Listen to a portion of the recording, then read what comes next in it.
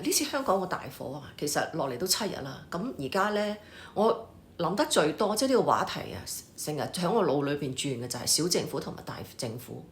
咁咧我就都算係走過好多國家啦，特別響北美啦，我就覺得咧西方嗰啲政府嗰啲公務員真係冇咩嘢做嘅啫，行行企企。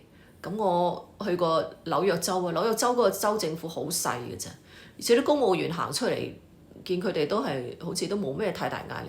咁樣洛杉磯我哋都有去過，洛杉磯管得好差啦，大家都知。佢嗰啲我睇唔到有啲乜嘢佢哋嗰啲公務員啊有啲咩太大嘅壓力。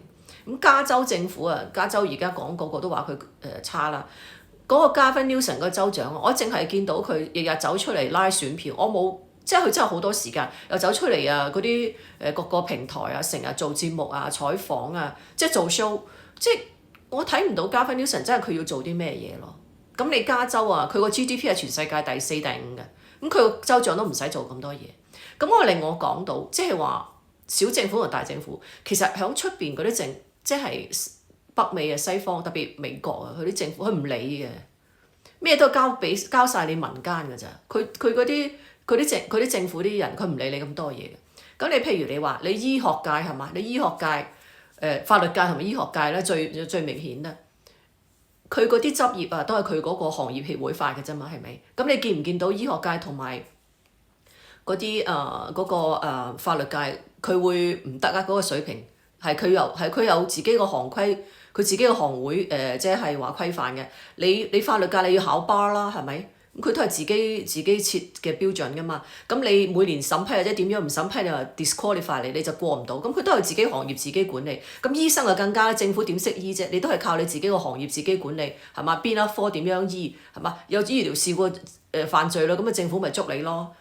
所以有啲嘢我令到咁你建築令我諗到，咁你香港個大火個建築個行業啊，咁你建築界咁有錢啊，支柱行業，你應該你個行會啊好知道點樣做啦，係咪？入啲咩貨，俾唔俾邊啲工程啊，工程隊啊公司啊合唔合規範？佢個 license 係咪點樣係嘛？佢可以保住個 license， 即係呢啲嘢啊，即係建築行業你應該有自己嘅規範啊嚇，點樣去物料又點樣工程又點樣？